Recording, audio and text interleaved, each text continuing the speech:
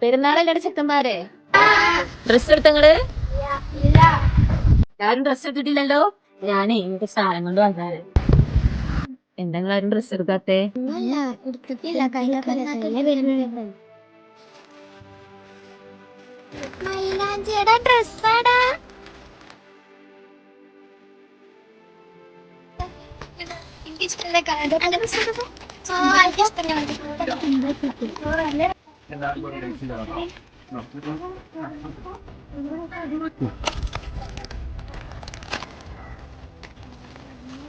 ഓന് കൊടുക്കണ്ടേ?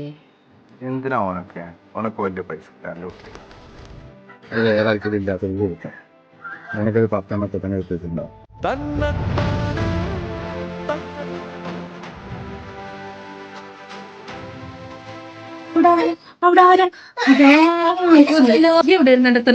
ഞാൻ ഗ്രൗണ്ടിൽ കളിച്ചു.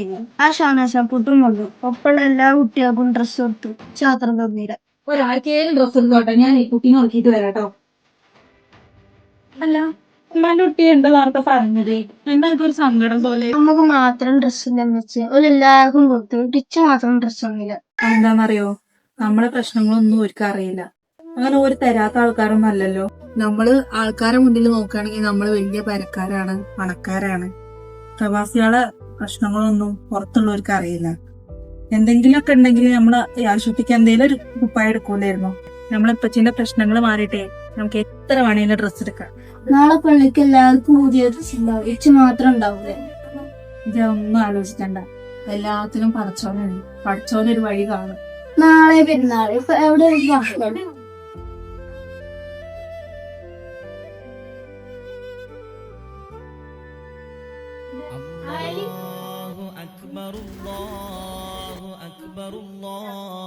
ഇമ്മനെ ഞാൻ പോണില്ല. പോണില്ലേ? ഡ്രസ് ഇല്ലാതിട്ടാ പോവാത്തത്? അങ്ങോട്ട് നോക്കി എല്ലാരും പുതിയ ഡ്രസ്സ്. ഞാൻ ഈ പള്ളിക്കോ എല്ലാവരും ചോദിച്ചാൽ എന്താ പഴയതിട്ടിപ്പണത്. ഞാൻ പോണില്ല. ഉമ്മച്ചി ഇന്നലെ പറഞ്ഞതല്ലേ അതൊന്നും ആലോചിച്ച് സങ്കടപ്പെടണ്ടാന്ന്. ഇജ്ജ് പള്ളിക്ക് പോണം. ഇജ്ജ് പള്ളിക്ക് പോയിട്ടില്ലെങ്കിൽ ഉപ്പച്ചിക്ക് സങ്കടാവൂലേ? ഇപ്പച്ചി അവിടെ ഇരിക്കുമ്പോ എന്റെ കുട്ടി വേഗം പള്ളി പോയിട്ട് വാട്ടോ. ഷൈനത്ത, പിന്നെ പള്ളിക്ക് ഇറങ്ങില്ലേ? ഞാൻ ഇന്റെ കുട്ടിക്ക് വാങ്ങിയതേനു. അപ്പൊ തോന് കുറച്ച് ഭയങ്കര ടൈറ്റ് ആയിട്ട് നിൽക്കുന്നുണ്ട്. ഓന് ഇടാൻ പറ്റൂല. എന്തായാലും പിന്നെ നീ അവിടെ വെറുതെ കിടക്കല്ലേ, അപ്പൊ ഞാനിത് ഓന് കൊടുക്കാണ്. ഇത് എടുത്തേട്ടോ. ഉമ്മാന്റെ കുട്ടിക്ക് സന്തോഷമായില്ലേ? കുപ്പായിട്ട് കിട്ടില്ലേ? നല്ല ഇനി വേഗം മാറ്റിട്ട് പള്ളിക്കൊക്കെ പോയിട്ടോ. നിസ്കാരം തുടങ്ങാനായിട്ടുണ്ടാവും. ആ മോനെ ഇതിന്റെ ഡ്രസ് എടുത്തപ്പോ മുഖത്ത് ഭയങ്കര സങ്കടം ഉണ്ടായിരുന്നു. പക്ഷെ ഞാനത് അപ്പൊ ശ്രദ്ധിച്ചില്ല. അനക്ക് എങ്ങനെയത് മനസ്സിലായത്?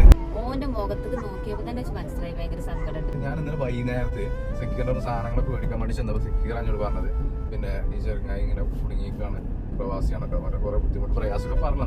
അതിന് ഞങ്ങൾ അപ്പൊ കൊടുത്തിട്ടില്ലെങ്കിലും പിന്നെ രണ്ടാമത് ഓന്റെ അഞ്ചത്തി കുട്ടിയും കൂടി അതിൽ ഡ്രസ്സ് കാണുമ്പോൾ ഭയങ്കര സന്തോഷം. ഇതൊന്നും ആലോചിക്കണ്ട, എല്ലാത്തിനും പഠിച്ചോനുണ്ട്. പഠിച്ചോനൊരു വഴി കാണും.